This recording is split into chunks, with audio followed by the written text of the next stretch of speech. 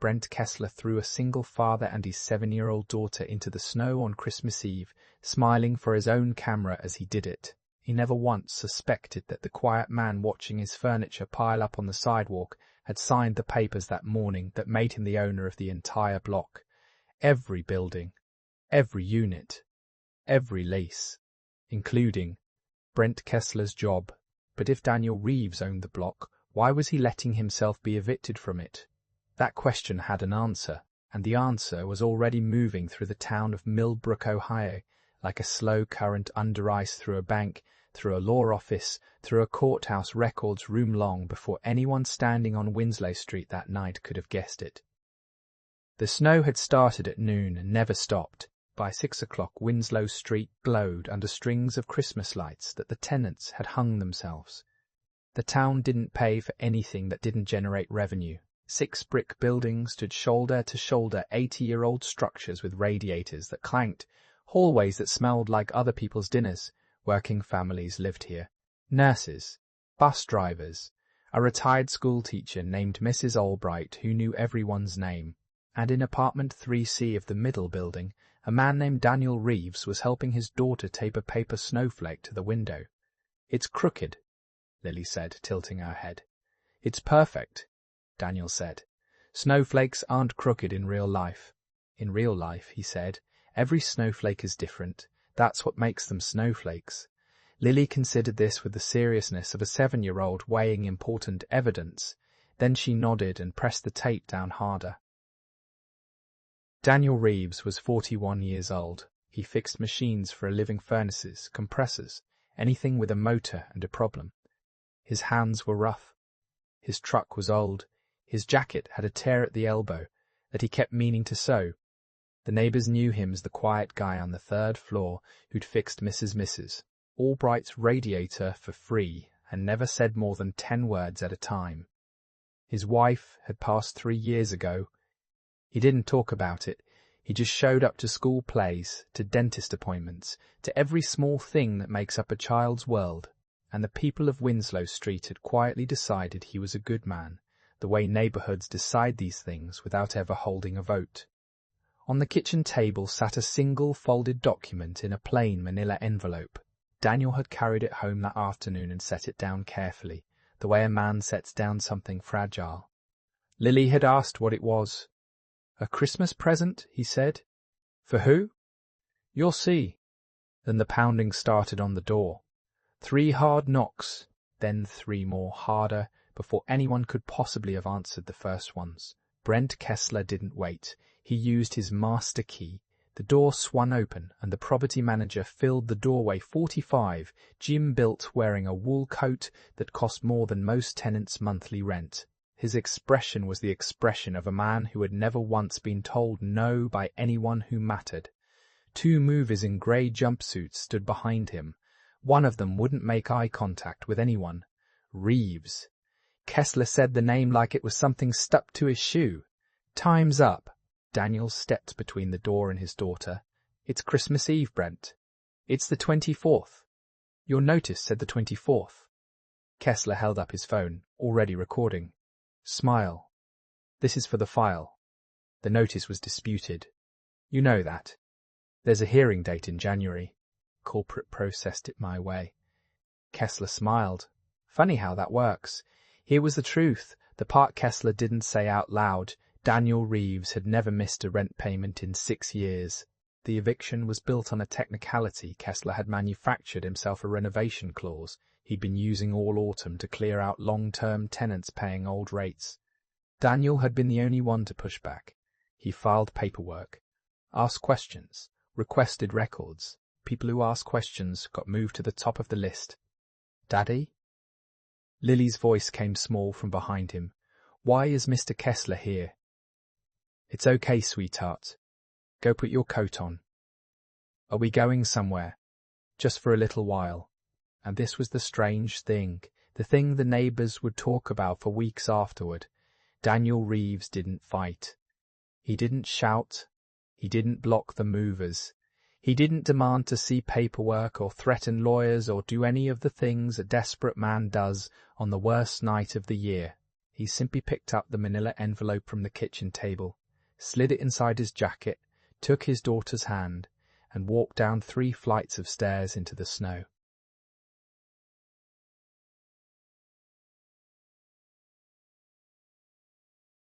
Behind him, the movers started carrying out his life. A couch, a bookshelf, a small pink bicycle with training wheels. By 6:30, half the block had come out to watch. Mrs. Albright stood on her stoop with her hand over her mouth. The Okafor family brought out hot chocolate and didn't know who to give it to. Someone said somebody should call somebody, and nobody knew who that somebody was, because in their experience, the somebodies of the world worked for people like Brent Kessler. Kessler walked the sidewalk like a director on a film set, narrating to his phone. This is what accountability looks like, folks. You don't follow the lease. You don't stay in the building. Simple. He panned the camera across the furniture in the snow, then over to Daniel, who stood motionless at the curb with Lily's hand in his. Some people think the rules don't apply to them. Lily looked up at her father. Snow was collecting on her hat, on her eyelashes. Daddy, where will the tree go? We'll figure out the tree, but Santa has our address. Daniel crouched down so they were eye to eye. Santa, he said quietly, has never once lost track of you. Not one Christmas. He's not going to start tonight. Promise. He's not going to start tonight. Promise. He promise. A few feet away, Kessler laughed at something on his phone. Then he looked over and raised his voice, performing for the crowd. You know what your problem is, Reeves. You never understood how this works. Buildings belong to people who matter. You just rent space in their world. He gestured at the block. At all 6 buildings, at the lit windows full of watching faces, none of this is yours. It never was. Daniel looked at him for a long moment. Then he said, You're right. It wasn't. Wasn't. Past tense. Nobody caught it.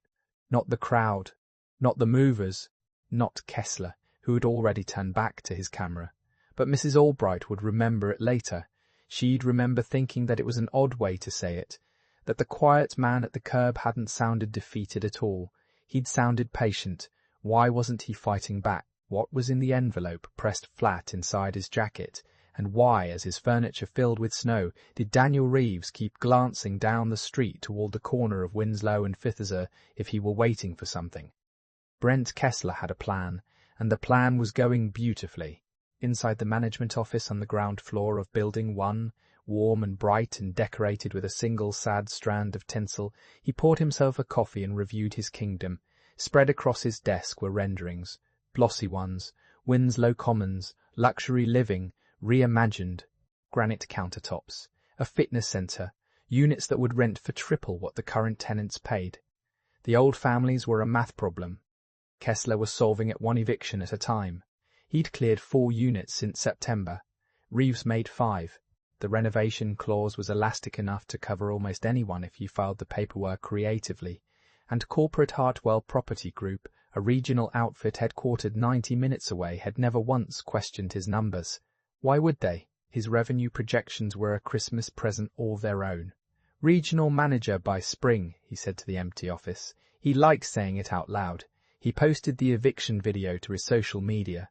Caption, Holidays don't pause the lease, people. Within an hour it had 400 views, and Kessler refreshed the count between sips of coffee, glowing. What Brent Kessler did not know, could not have known, was that 90 minutes away on the 11th floor of the Hartwell building, 3 executives were sitting in a conference room on Christmas Eve, staring at a signed purchase agreement. One of them kept saying the same thing over and over. Does anyone know if the new owner has been told about Millbrook? Has anyone spoken to him tonight? Outside in the snow, Daniel made 1 phone call. He stepped a few feet from Lily, who was now wrapped in Mrs. Albright's spare quilt and drinking the Okafor's hot chocolate. He dialed a number from memory. The call lasted less than 30 seconds. The neighbours who watched said he didn't seem upset. He listened more than he talked. At the end, he said only, No, not yet. Let him finish. Let him finish. Then he put the phone away and went back to standing with his daughter as if he hadn't said anything at all. The first clue arrived 20 minutes later. Almost nobody noticed it. A car pulled up at the curb, a sensible grey sedan, not a luxury car, and a man in a top coat got out.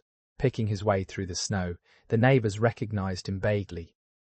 Tom Garrity, branch manager of First Millbrook Savings, the bank where half the block kept their checking accounts. Garrity walked straight to Daniel, and then he did something strange.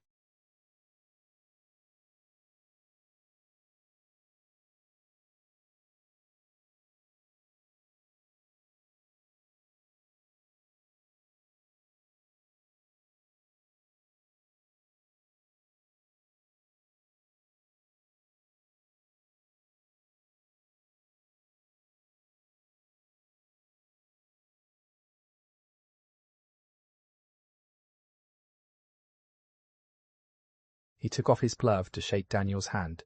"Mr. Reeves." His voice was low, but Mrs. Albright was close enough to hear.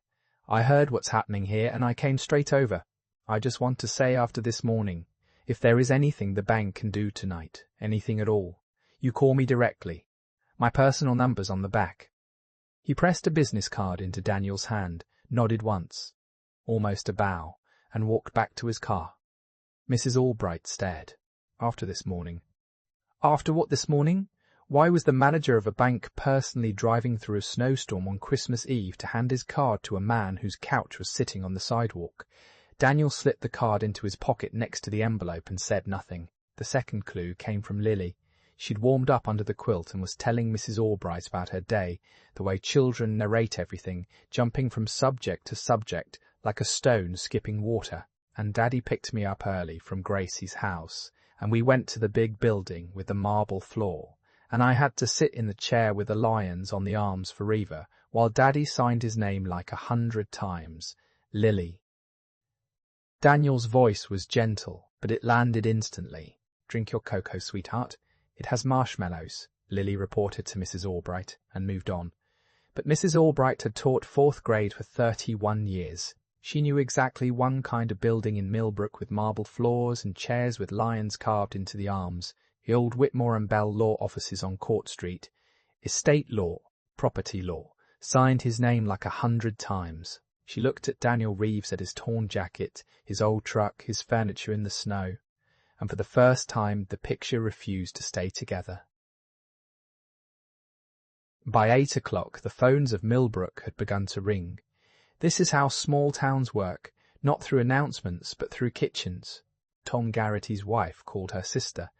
The sister's husband bowled with a clerk from the county recorder's office who had processed something unusual that morning, something he was not supposed to discuss, and absolutely did in the way of all small town secrets, which is to say in a whisper to one person who told two. A paralegal from Whitmore and Bell texted her mother, "Can't say anything but watch what happens on Winslow Street." None of the whispers contained the whole truth. Each contained a corner of it, a filing at the courthouse, a wire transfer too large for First Millbrook's branch limits, a signing that ran 4 hours, a name on a deed that nobody could quite believe, so nobody quite repeated it. The third clue came from Mr. Okafor, and it came out almost by accident. He was standing with 2 other neighbours, stamping his feet against the cold, when he said, half to himself, "You know, I saw him once, at the city planning meeting, back in October." The neighbours looked at him. "Daniel?" "In the back row. I went for the parking dispute on 5th Street, and he was just there. Listening. Took notes the whole time. They were discussing the Winslow zoning review." Okafor frowned, replaying it. "I waved. He nodded. I waved. He nodded. I figured he was curious about the rent thing. But now, he didn't finish the sentence. Nobody asked him to. Why does a mechanic spend an October evening in the back row of a zoning meeting, taking notes about the block he rents in?" The 4th clue arrived at 7:40 p.m, and this one everyone noticed. A black SUV came down Winslow Street slow, wipers beating. It stopped across from the buildings. It did not park crooked or hurried. It parked the way official things park. The engine stayed running. Nobody got out. The crowd's murmur changed pitch. Kessler noticed it from his office window and stepped outside, irritated. He didn't like unscheduled vehicles on his block. He walked toward it, chest first, and rapped a knuckle on the driver's window. The window lowered 4 inches. Kessler said something. The driver said something back, and the neighbors watched Brent Kessler, a man whose entire personality was forward motion, take 1 full step backward in the snow. The window went up. The SUV stayed exactly where it was. Kessler stood there a moment, recalibrating. Then he laughed too loudly for the benefit of anyone watching, and walked back to his office with the brisk stride of a man pretending he hadn't just been told something he didn't understand. Inside, his phone buzzed. An email from Hartwell Corporate. No subject line he'd ever seen before.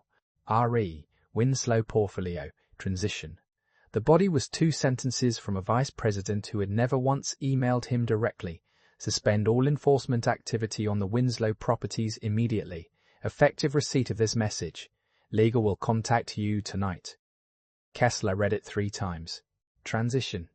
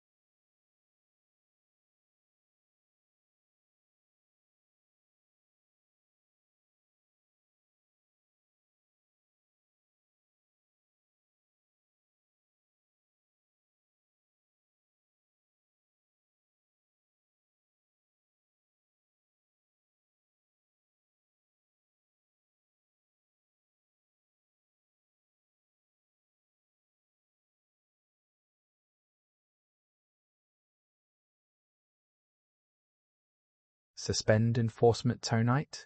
On Christmas Eve, with the Reeves eviction already executed, already filmed, already posted? He typed back. Eviction at Unit 3C completed per schedule.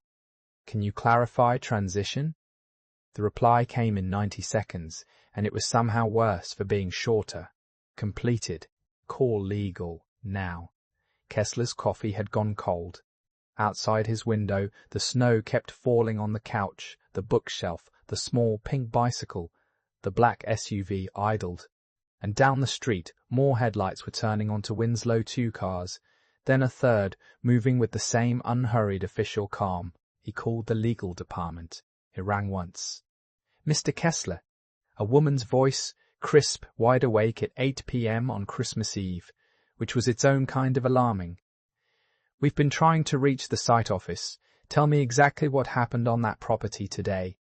Every detail. Start with the name of the tenant. Reeves, Kessler said.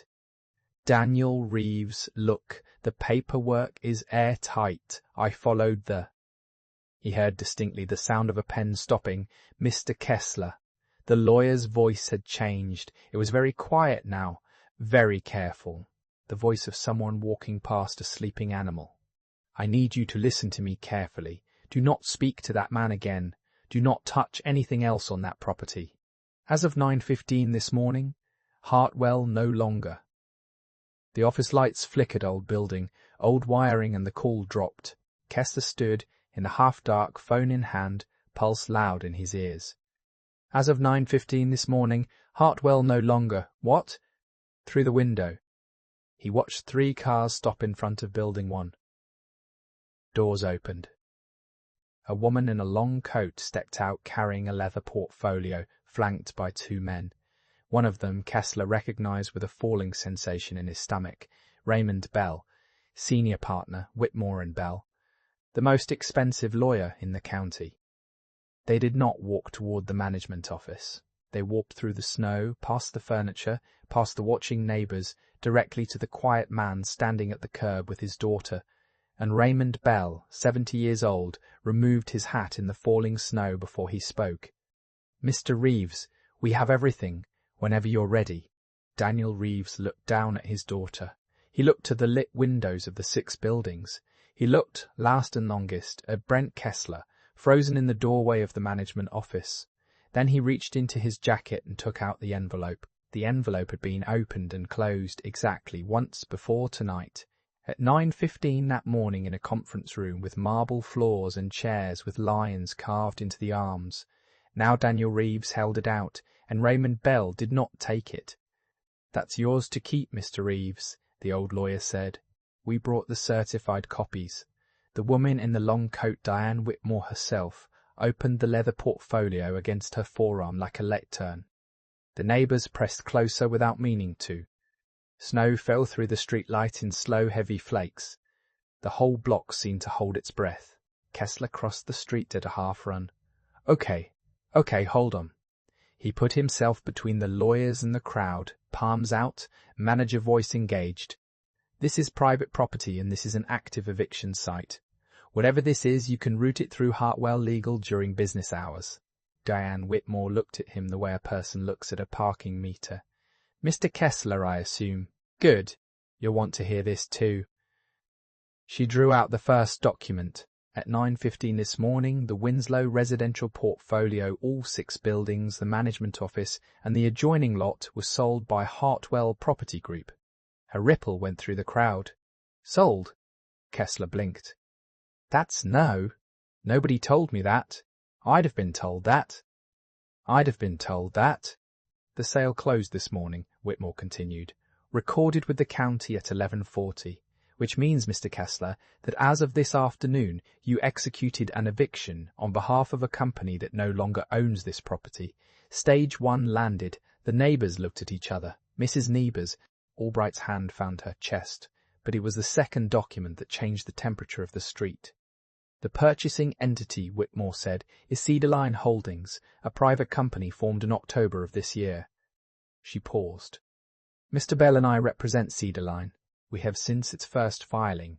October." Mr. Okafor said it out loud before he could stop himself. "The planning meeting was in October." Heads turned toward Daniel. He hadn't moved. He stood at the curb with Lily's mittened hand in his, and the snow kept landing on his shoulders, and he watched Brent Kessler the way you watch a furnace you've already diagnosed, not with anger, just with the patience of a man waiting for the noise he knows is coming.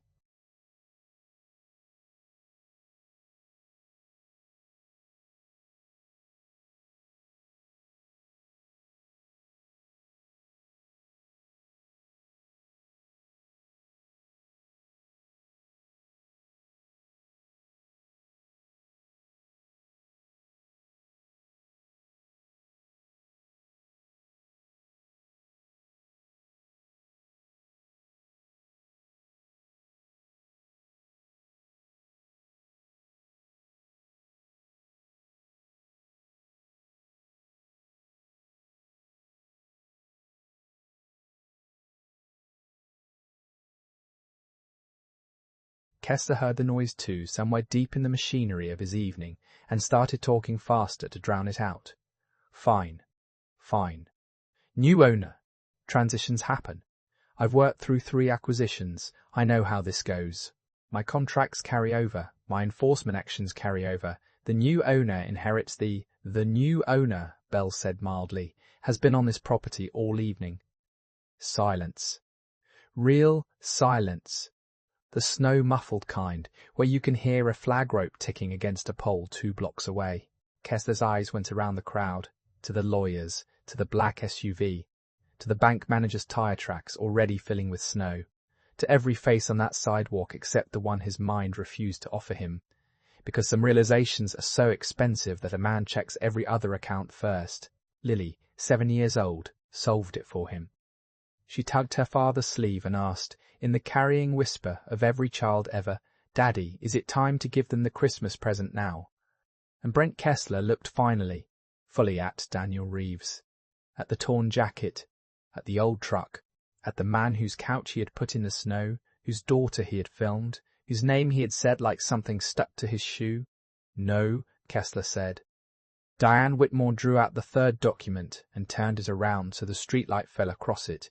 A deed. 6 parcels. 1 owner of record signed and notarized that morning, the signature repeated as a small girl had testified about 100 times across 100 pages. Cedarline Holdings, Whitmore said, is wholly owned by Daniel J. Reeves. She let one beat pass. Mr. Kessler, this evening you evicted your employer. Nobody cheered. That was the strange part. The part people described for years afterward. There was no cheer. No movie moment. There was a sound like the whole street exhaling at once. And then Mrs. Albright laughing one short, helpless laugh with tears already in it. And then everyone talking at the same time. And above it all, the small clarifying detail of the two movers in grey jumpsuits, looking at each other, setting down the armchair they were carrying, and very quietly beginning to carry it back inside. Kessler stood in the middle of it like a man in the wrong photograph. That's not, he pointed at Daniel. His hand wasn't steady. He's a mechanic, he drives a, where would he get you? Don't just buy a block. 11 years, Daniel said. It was the first thing he'd said in an hour. The street went quiet to catch it. My wife and I started saving 11 years ago. She grew up in Building 4. Her mother grew up in Building 4. He nodded at the third window from the corner, dark now. When she got sick, she made me promise I wouldn't spend it on her. Made me promise twice. His voice stayed level. Only the pauses gave him away. I fix machines, Brent. I fix them all over 3 counties, and I don't spend money, and I had a partner at a bank who believed the numbers, and an owner at Hartwell who wanted out of residential more than he wanted to ask questions. The sale's been in escrow since November. He closed this morning. He looked at the buildings, all 6, every lit window. I was going to tell everyone tomorrow, Christmas morning. That was the plan. Something almost like a smile crossed his face and was gone. Then you knocked on my door and I thought, let's see exactly how you treat people when you think no one can stop you. While my lawyers were watching, while your camera was running. Kessler's phone was still in his coat pocket. The video was still posted. This is what accountability looks like, folks. The fall of Brent Kessler did not take months. It barely took 2 weeks. And he supplied most of the evidence himself. Hartwell Legal called him at 9 p.m. That night the same careful-voiced lawyer, no longer careful to inform him that the company's indemnification obligations did not extend to enforcement actions taken after a sale they had ordered him, in writing, to suspend. His email reply sent at 8:02 p.m. Ma'am. Eviction at Unit 3C completed per schedule was time-stamped evidence of his own undoing. Then Cedar Line's transition audit opened the file cabinets. The renovation clause, it turned out, had been a busy little machine. 4 families cleared out since September. Every notice cited construction that was never scheduled, never permitted, never bid. The audit found application, screening fees collected in cash and recorded nowhere. It found maintenance requests from rent-controlled units, Mrs. Albright's radiator among them, closed in the system as completed on days no contractor had entered the building. It found 2 contractors who, offered the choice between explaining their invoices to Cedar Line's lawyers or to the county, explained them in detail, inflated bills, split proceeds, Kessler's share in envelopes, and it found the spreadsheet.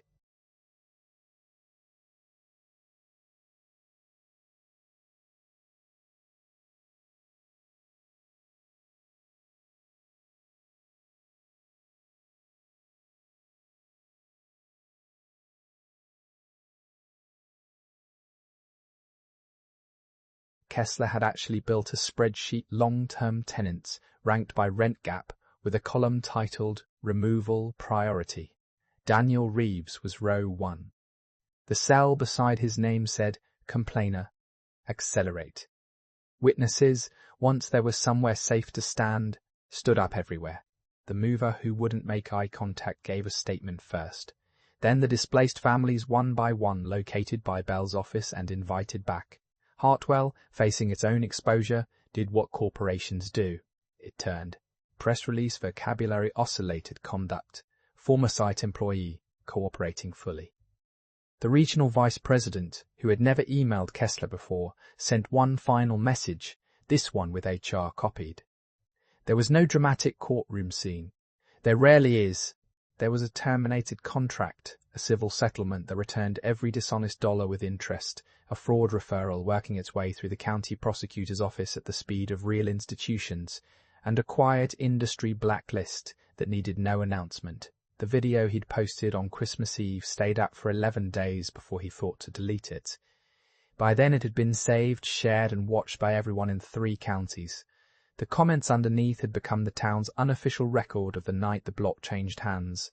Kessler fell the way he had risen, on his own paperwork. He came back to Winslow Street exactly once, on a grey Tuesday in January, to clear out the management office under the supervision of a Cedar Line attorney. The neighbours did not gather. Nobody jeered. A few people watched from their windows as he carried out a box of glossy renderings, Winslow Commons luxury living, reimagined, and stood for a moment in the spot where the couch had sat in the snow, as if the street might still recognise his authority if he held the pose long enough. It didn't. Mrs. Albright, passing on the sidewalk with her groceries, wished him a good morning in the precise tone she had once reserved for 4th graders who had been caught and knew it. Then she went inside, and he drove away, and Winslow Street simply went on without him, which was somehow the harshest verdict of all. The first of the displaced families came home the same week. The Moreno family had been cleared out in October under a renovation notice for renovations that never existed. 2 kids, a hospital cleaner, and a delivery driver, 6 years in Building 5. They'd been splitting a relative's basement across town ever since. When their old unit's door opened and the smell of fresh paint rolled out, real paint this time, real work orders, crossed off the public list on the community room wall, Mrs. Bass. Moreno stood in the empty living room and didn't say anything for a long time. Her youngest ran straight to the bedroom window. "My window," he announced, "to the room, to the street, to the universe. This one's mine." Daniel wasn't there for it. He was 3 counties away, with his head inside a commercial furnace, because machines break and somebody has to show up. But Mrs. Albright was there, and the Okafors were there, and by dinner time the whole block knew, the way the block now knew everything, through kitchens, through stairwells, through the community room that no longer locked. By February, all 4 families were back. The block held a potluck that overflowed into the hallway, and somebody taped a hand-lettered sign above the community room door that nobody ever took down. Everyone's building. The 2nd week of January, Daniel called a meeting in the community room of Building 1, a space Kessler had kept locked for years because liability insurance was an expense and tenants gathering was a risk. Every family came. Folding chairs, bad coffee, kids running the back wall. Daniel stood at the front in the same jacket, elbow newly sewn Mrs. Albright's work. She had not asked permission and talked for less than 10 minutes. Because he was still Daniel. "I'm not a landlord," he said. "I'm a neighbour who owns the building, and I'd like to keep those in that order."